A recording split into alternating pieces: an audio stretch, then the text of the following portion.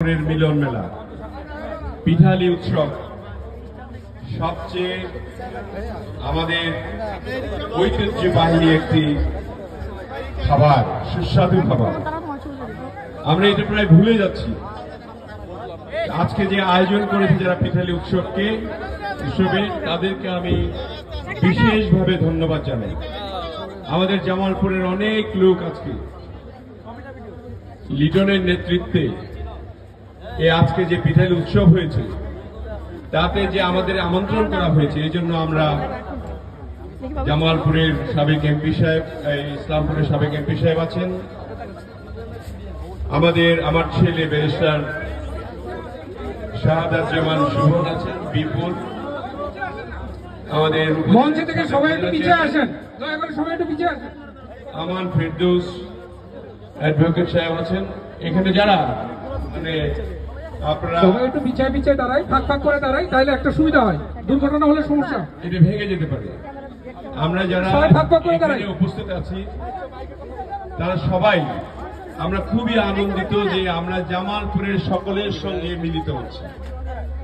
এটা অনেক একটা বড় ব্যাপার যে কোনো অনুষ্ঠানই হোক না কেন আমাদের যে ঐতিহ্যবাহী খাবারকে এটাকেও আমরা ভুলি না। জামালপুরের লোক এটা কিন্তু একটা আমাদের বিশেষত্ব, এবং এই বিশেষত্ব বজায় রাখার জন্য প্রত্যেকটি বিষয়ে আমাদেরকে সজাগ থাকতে হবে। জামালপুরের মানুষ সবসময় অবহেলিত ছিল, কিন্তু এই অবহেলিত মানুষগুলি যে অবহেলা থেকে বের হয়ে নিজেরাই স্বাবলম্বী হতে পারে এবং নিজেরাই নিজেদের কৃতিত্ব ধরে রাখতে পারে, ঐতিহ্য ধরে রাখতে পারে, আজকের এই মিলন মেলায় এটাই প্রমাণ করে। আমরা ইনশাল্লাহ এই জামালপুরের মানুষ যারা আমরা ঢাকায় বসবাস করি তাদেরকে নিয়ে আগামী দিনের একটা বৃহৎ পরিকল্পনা রয়েছে, এবং এই পরিকল্পনার আওতায় যারা আমরা আজকে এখানে উপস্থিত হয়েছি, যারা পিঠালি খাচ্ছি, তারা সকলে মিলে জামালপুরকে সমন্বিত করব, সমন্বিতভাবে। এটাই হোক আমাদের আজকের উদ্দেশ্য। আমরা যারা এখানে স্টেজে যারা আছি আমরা নিশ্চয়ই সেই জিনিসটাই চাই, এবং সকলের সঙ্গেই আমরা হয়তো সবার সঙ্গে যোগাযোগ সবসময় হয় না, সবাই একটু পিছিয়ে আসি আমরা। আচ্ছা, আমি নিজেই পিছাই, তাহলে সবাই পিছাবে। হ্যাঁ, তো এখানে আমি সবার নাম বলতে পারবো না যারা আয়োজক ছিল, আমাকে বলে দিলে ভালো। আমাদের ট্রফি আছে, লিটন আহ্বায়ক, আমান ফেরদৌস সাহেব সদস্য সচিব, আমাদের এখানে উপস্থিত টুকন আমাকে দাওয়াত দিয়ে আসছে, এবং আমাদের অনেক নেতৃবৃন্দকে দাওয়াত দেওয়া হয়েছে।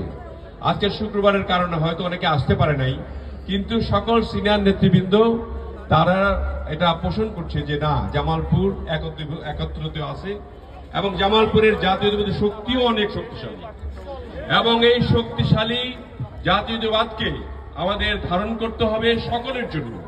জামালপুর জেলায় প্রত্যেকটি উপজেলার মানুষ যাতে স্বস্তি পায় আর যাতে ফেসিবাদের কবলে পড়তে না হয়, সেই দিকে আমাদের খেয়াল রাখতে হবে। আমরা ফেসিবাদ থেকে রক্ষা পেয়েছি আল্লাহর রহমতে।